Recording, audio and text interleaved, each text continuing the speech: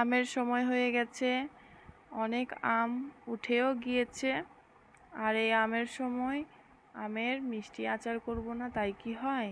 তো আজ আমি আপনাদের সকলের জন্য নিয়ে এসেছি আমের মিষ্টি আচারের রেসিপি। এইভাবে আমের মিষ্টি আচার তৈরি করে নেবেন আর ভাতের পাশে একটু করে পরিবেশন করে নেবেন, তাতে ভাতের স্বাদও বেড়ে যাবে। তো চলুন বন্ধুরা, শুরু করা যাক। Hi friends, welcome to my channel আয়াত কিচেন। তো আজ আমি আপনাদের সকলের জন্য নিয়ে এসেছি আমের মিষ্টি আচার। আপনারা অবশ্যই বাড়িতে তৈরি করবেন আর তৈরি করে টেস্ট করে আমাকে জানাবেন কেমন হয়েছে। তো আমি আমগুলিকে খোসা ছাড়িয়ে নিয়ে খুব ভালোভাবে ধুয়ে নিয়েছি। এখন আমগুলি কেটে নেব। তো আমি একটা আমকে 4 ভাগ করেছি। আমের আঁটি হয়ে গেছে, তাই আমার কাটতে একটু অসুবিধাই হয়েছে।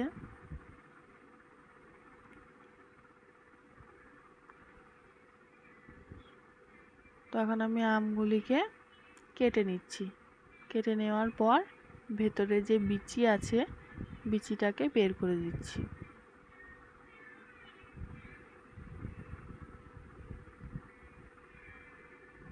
তো আমি বিচিগুলো বের করে দিলাম। এখন আমি আবারও 2 ভাগে কেটে নেব। একটা আম 4 পিস হবে, আর এর থেকে ছোট করতে গেলে আমগুলি ভেঙে যাবে বা গলে যাবে। তো আমি আম কেটে নেওয়ার পর খুব ভালোভাবে ধুয়ে রোদে জল ঝরিয়ে শুকাতে দিয়েছি। তো আমার আমগুলি শুকিয়ে গেছে। এখন আমি কড়াইয়ের মধ্যে 100 গ্রাম মতন সর্ষের তেল দিয়ে নিলাম। তেলটা হালকা গরম হয়ে এসেছে। এখন আমি শুকনো লঙ্কা দিয়ে দিলাম।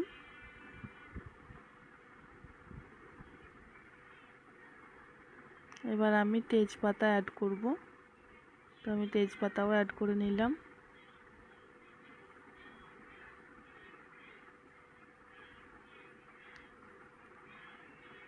এখন আমি এর মধ্যে লবণ অ্যাড করব। আমি 4-5 চামচ মতন লবণ দিয়ে নিয়েছি। আপনারা আপনাদের স্বাদ অনুসারে লবণ দেবেন। মিষ্টি আচারে যদি সামান্য পরিমাণ লবণ দেন তাহলে স্বাদ বেড়ে যাবে। তো তাই আমি প্রথমে লবণটি দিয়ে নিলাম। এখন আমি 3 চামচ পরিমাণ হলুদ গুঁড়ো ওই তেলের সঙ্গে অ্যাড করব আর খুব ভালোভাবে নেড়েচেড়ে নেব, যাতে হলুদের গন্ধটা চলে যায়। তো আমি খুব ভালোভাবে নেড়ে নিচ্ছি।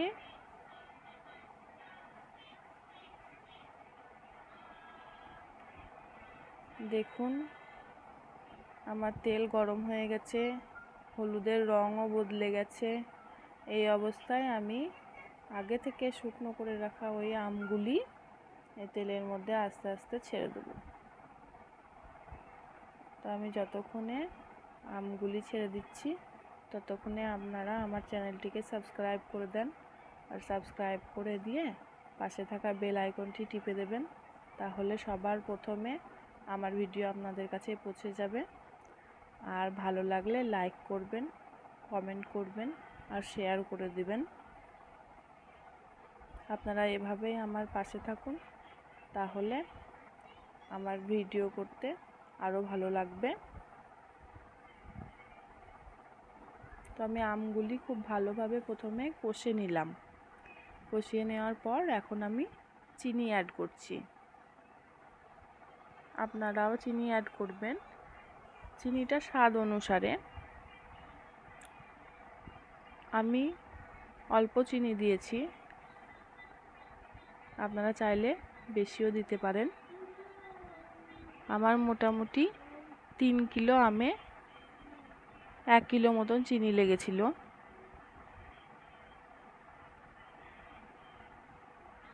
আপনারা যদি মিষ্টি বেশি পছন্দ করেন তাহলে বেশি মিষ্টি দিতে পারেন। তো আমি এইভাবে নেড়ে চেড়ে নিচ্ছি আর ফুল আঁচে আমি আচারটি তৈরি করে নিয়েছি, আপনারাও এভাবে তৈরি করে নেবেন আর টেস্ট করে আমাকে জানাবেন কেমন হয়েছে।